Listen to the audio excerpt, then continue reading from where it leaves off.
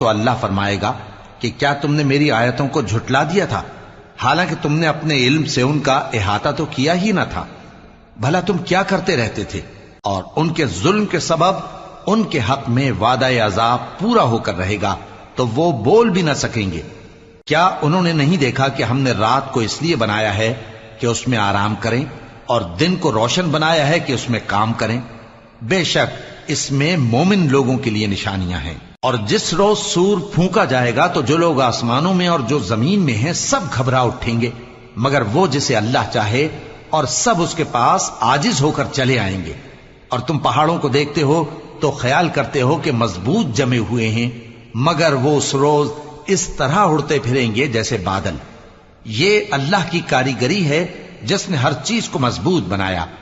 बेशक वो तुम्हारे सब अफआल से बाखबर है। जो शख्स नेकी लेकर आएगा तो उसके लिए उससे बेहतर